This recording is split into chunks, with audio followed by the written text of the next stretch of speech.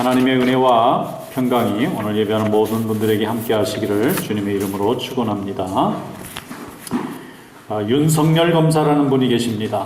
서울지검 중앙지검장을 하시는 분인데 이분이 원래 검사로 아주 성실하게 법을 잘 이렇게 수행했던 사람인데 너무 강직해서 쫓겨난 적이 있습니다. 권력을 가진 사람들이 이 수사하는 분들한테 이렇게 자기 요구사항을 이렇게 부탁하는 것을 외압이라 그럽니다. 권력 있는 사람이 요구를 하면 수사하는 사람도 이게 좀 아무래도 영향을 받기 때문에 공정한 수사가 이루어지지 않는데 이 사람은 아주 강하게 반발을 했어요. 그 바람에 그냥 해고당하지는 않고 저 멀리 한직으로 돌려서 이렇게 멀리 보내버렸어요. 그래서 사람들이 너무 강직해도 참 세상 살기 힘들겠다 그랬는데 또 세월이 많이 바뀌어서 아주 정직하고 강직한 검사가 또 필요한 시대가 온 거예요.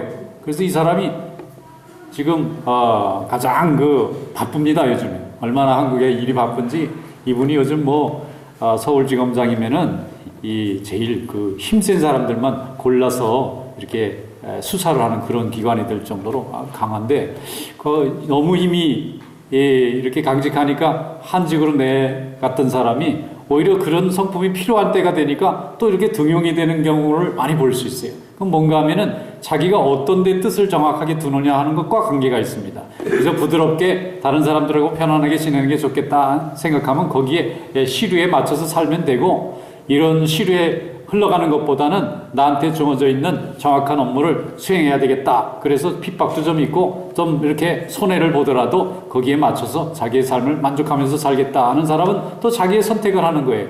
그런데 때가 되면은 필요한 사람들이 또 기용이 되는 그런 시대가 오게 되는 줄로 우리는 생각하는 것입니다. 신앙생활은 하나님을 믿는 믿음의 삶입니다. 이거 선택입니다. 하나님을 믿고 하나님의 원하는 뜻대로 살 것이냐, 아니면 하나님을 믿는데 우리의 선택을 따라서 우리가 세상에 사는데 하나님이 좀 도움이 되시면 좋겠다 하고 살아갈 것이냐 하는 것도 우리의 다 선택입니다. 그러나 성경은 우리에게 분명하게 말씀합니다. 뜻을 하나님에게 분명하게 두면 하나님이 우리에게 은혜와 긍휼을 채워주실 줄로 믿습니다. 오늘 본문 말씀 한번 열어보겠습니다. 하나님을 믿고 뜻을 정하는 자에게 하나님께서 얼마나 큰 은혜를 내려주시는지를 잘 보여주는 하나님의 말씀입니다. 다니엘서 1장 8절로 9절 말씀 한번 열어보겠습니다. 다니엘 1장 8절에서 9절 말씀 다 같이 한 목소리로 읽겠습니다. 다니엘은 뜻을 정하여 왕의 음식과 그가 마시는 포도주로 자기를 더럽히지 아니하리라 하고 자기를 더럽히지 아니하도록 환관장에게 구하니 하나님이 다니엘로 하여금 환관장에게 은혜와 긍휼을 얻게 하신지라. 아멘. 지금 다니엘은 어린 나이에 소년이었는데 자기네 나라가 바벨론이라는 거대한 나라에 멸망당하고 사람들이 모두 포로로 잡혀왔을 때 끌려온 소년입니다. 그런데 이 소년 중에서 4명의 소년들이 선발이 돼서 그 끌려간 나라의 바벨론에 교육을 받게 되었어요. 그 나라 왕이 왜 이런 교육을 시키느냐 하면은 한 3년 동안 그 나라 말과 언어를 훈련시켜서 유대 백성들이 지금 포로로 잡혀왔고 아직 본국에는 일부가 남아있는데 이 백성들을 다스리기 위해서는 그 나라 말을 알 수 있는 소년들을 불러다가 갈대아 말을 가르쳐서 통치하는 데 도움이 되기 위해서 이 사람들을 지금 훈련시키는 거예요. 그래서 이 다니엘과 3명의 친구들이 4명의 이 소년들이 지금 바벨론 궁정에 이제 들어가서 지금 트레이닝을 받고 있는 겁니다. 그 나라 언어도 배우고 그 나라 법도 배우고 문화도 배우고 또 여러 가지 공직을 수행하는 데 필요한 여러 가지들을 다 지금 배우는 훈련 과정에 있어요. 이런 훈련 과정을 하는 사람들에게는 아무래도 왕이 특별한 이제 대우를 해줬을 겁니다. 먹을 것도 잘 주고 또 입을 것도 잘 주고 또 왕을 옆에서 도와줘야 할 관리가 될 후보들이니까 지금으로 말하면 육군사관학교 생도들이나 해군사관학교 생도들처럼 나중에 군대 지휘관으로 사용할 사람들이니까 교육을 잘 시켰을 거예요. 먹는 것도 잘 줬을 겁니다.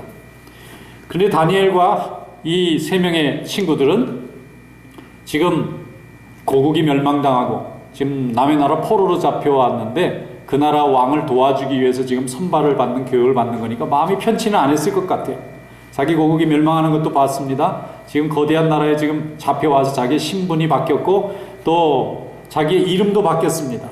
유대식 이름을 다 쓸 수 없게 만들고 유대식 이름 속에는 하나님과 관계된 뜻이 담겨져 있는데 그 이름들을 다 사용하지 못하게 되고 이제는 외국의 이름을 갖고 사용해야 되는 거예요. 거기다가 성전을 타게 돼서 갈 수도 없습니다. 자기 마음으로는 하나님을 믿고 어릴 때 할례를 받고 율법을 배우고 살았지만 이제 세상이 바뀌어서 자기들이 포로로 잡혀온 마당에 자기네 나라의 종교와 관습을 따르겠다고 주장할 수가 없는 거예요. 그러니까 마음속으로는 하나님을 섬기고 싶은 믿음은 여전하지만 그의 처한 현실은 완벽하게 이교적인 문화 속에 지금 처해 있는 겁니다.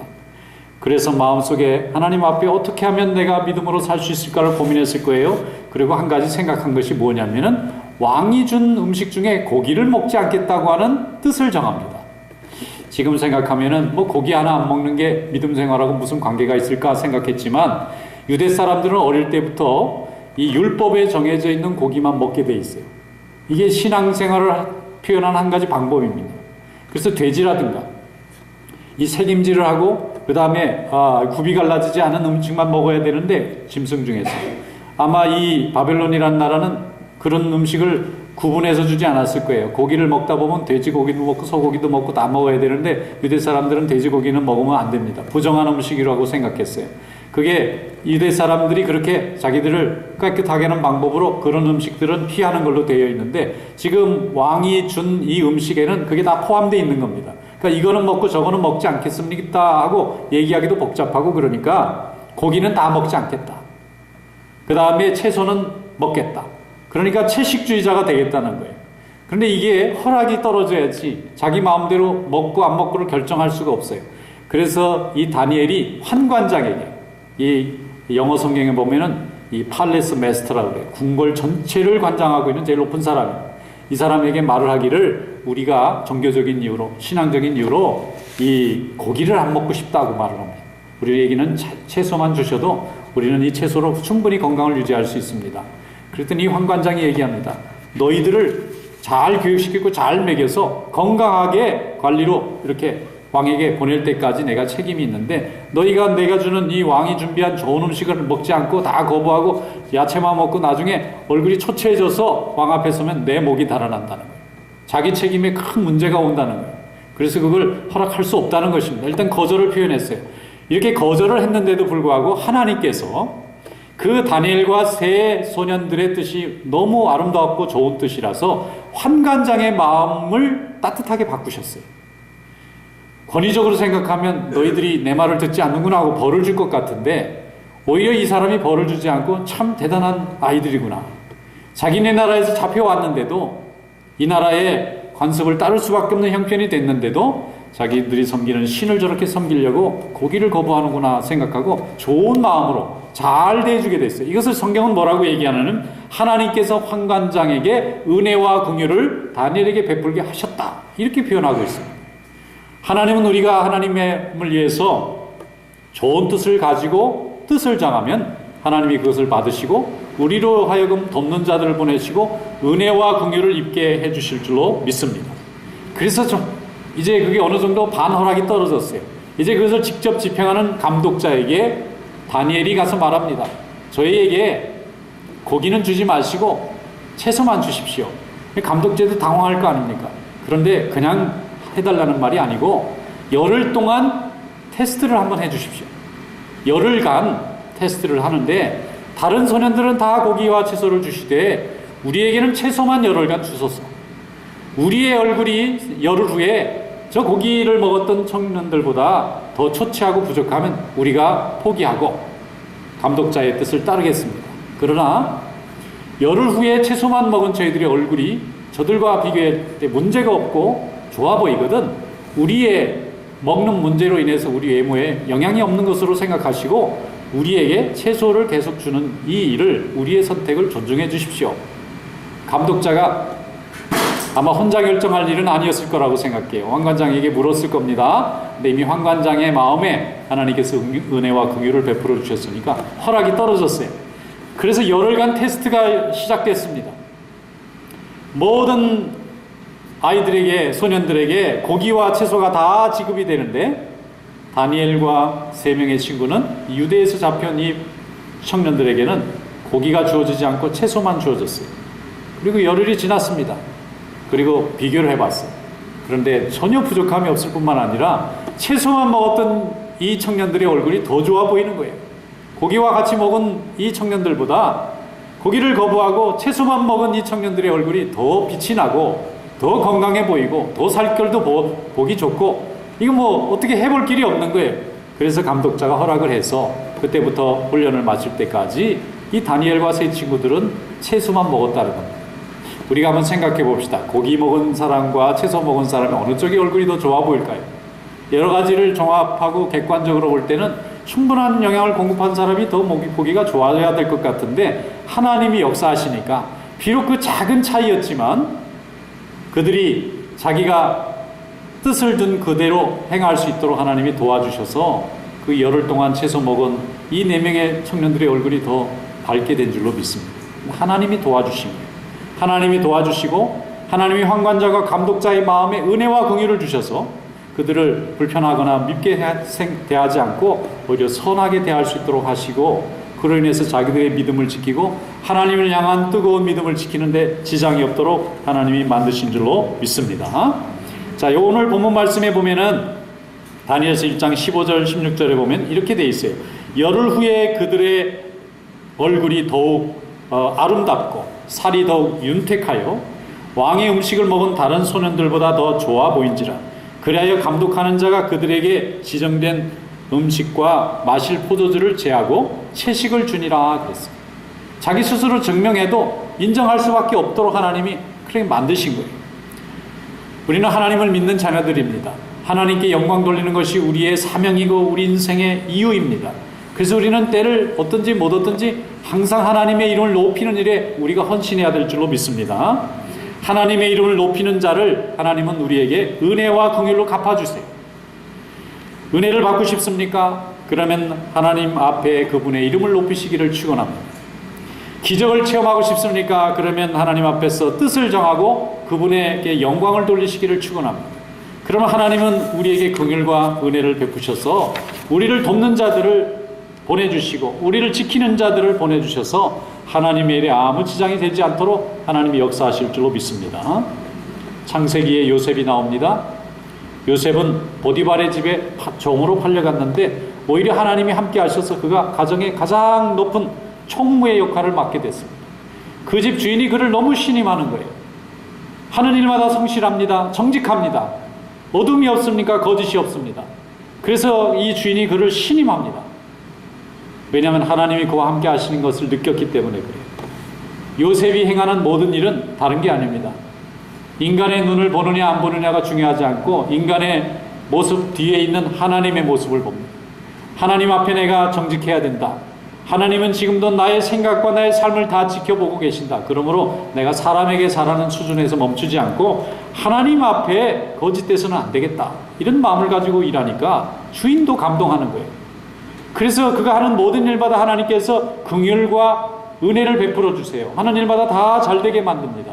그의 곁에 있는 자가 그의 마음에 열린 마음을 갖게 합니다.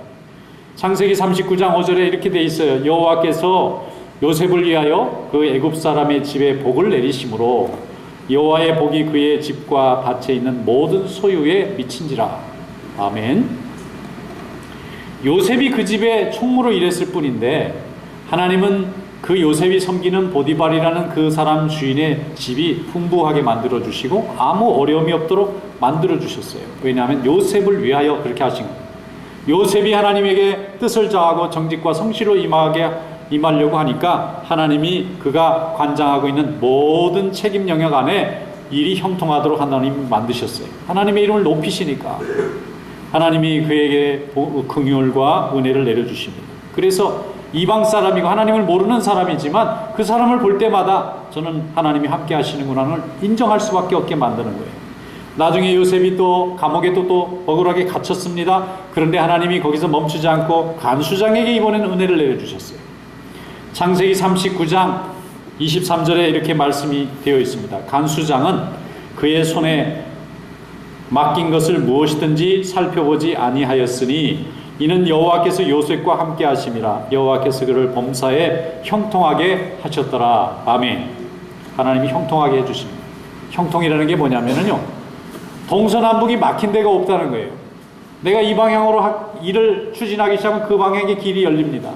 내가 저 방향으로 일을 하려고 애를 쓰면 그 방향에서 일이 이루어집니다. 어느 방향이든지 하나님 앞에 기도하고 나가면은 하나님이 막히지 않고 열려지게 하시는 이 복이 형통의 복인 줄로 믿습니다.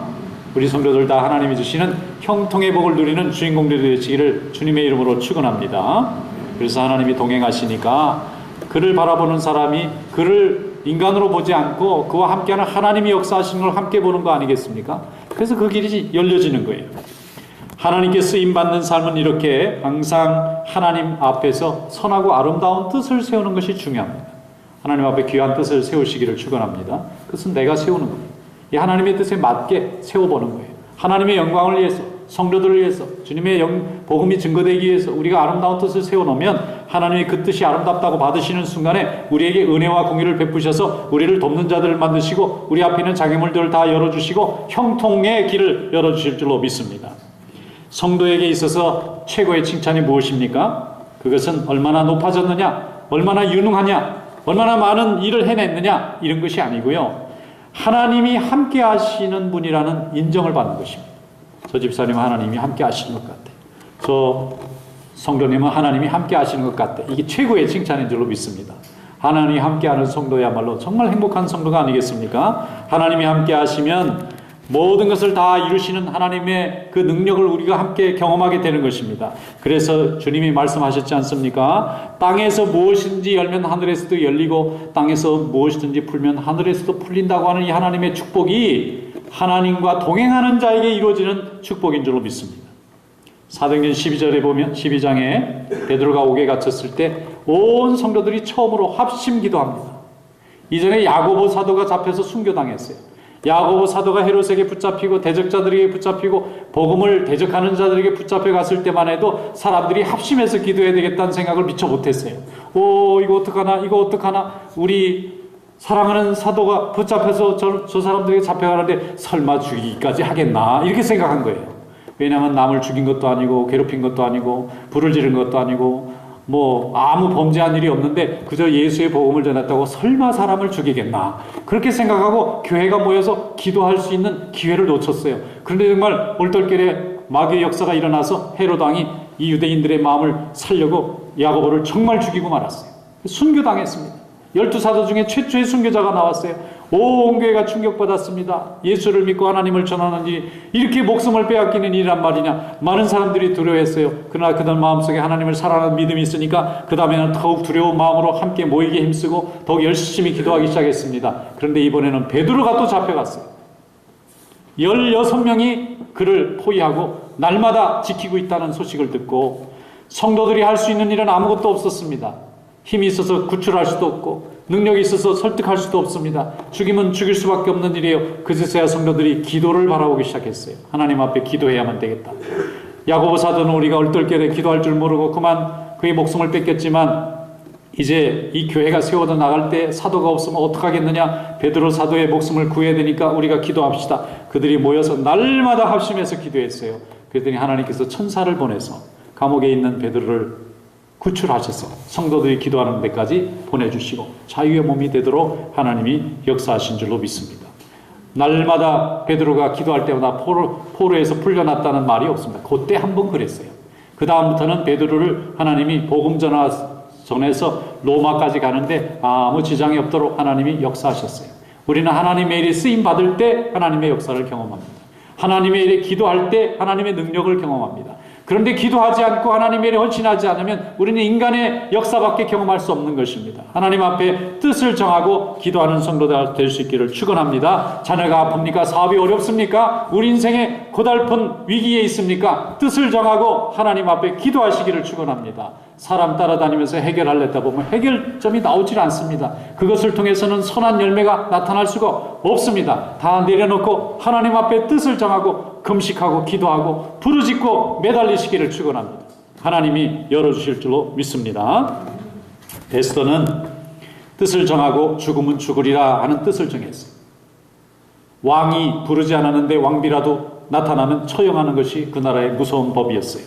그런데 동족들이 모두 다 한날 한시에 다 죽게 된다는 소식을 듣고 에스더가 7일을 금식합니다. 그리고 동족들에게 같이 살고 있는 수상궁의 유대인들에게 부탁했어요. 나를 위하여 7일간 금식 기도하소서. 내가 목숨을 걸고 왕에게 나가서 우리 동족들을 구해달라고 말을 해야 되겠는데 왕의 마음이 열려지지 않으면 나는 죽습니다.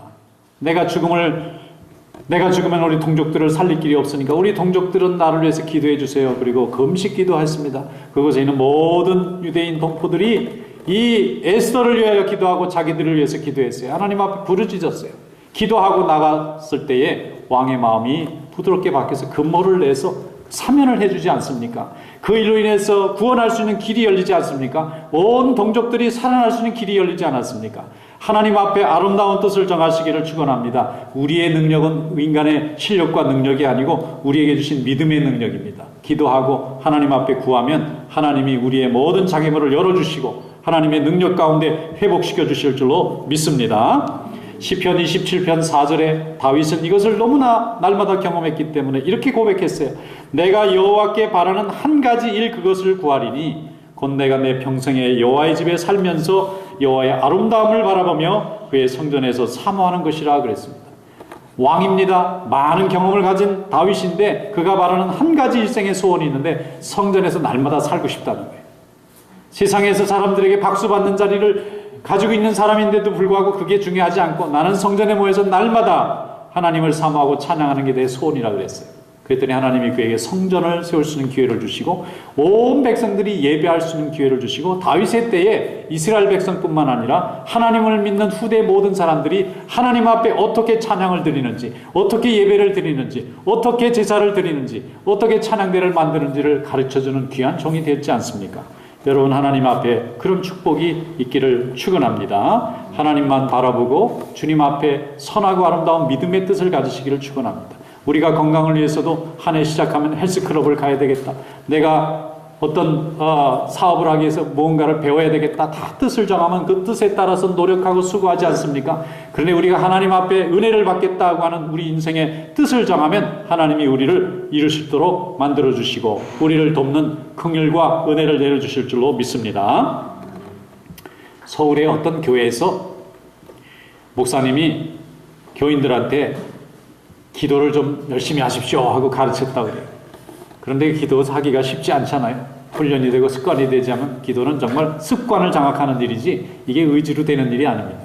근데 기도하기가 참 어렵잖아요.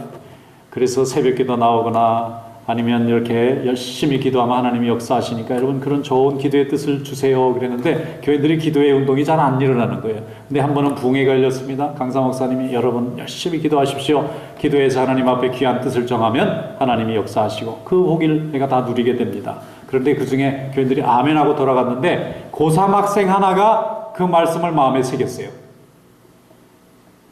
특별히 하나님 앞에 새벽마다 나와서 기도하면 하나님이 다 이루어주신다.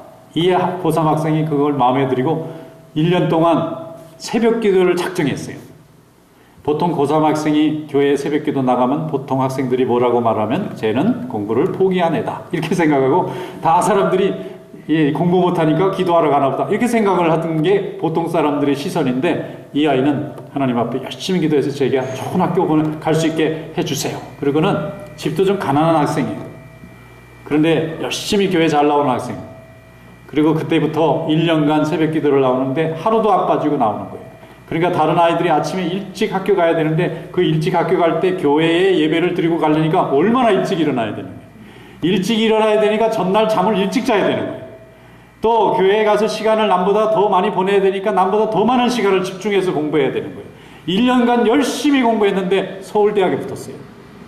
난리가 났어요. 그 교회에서.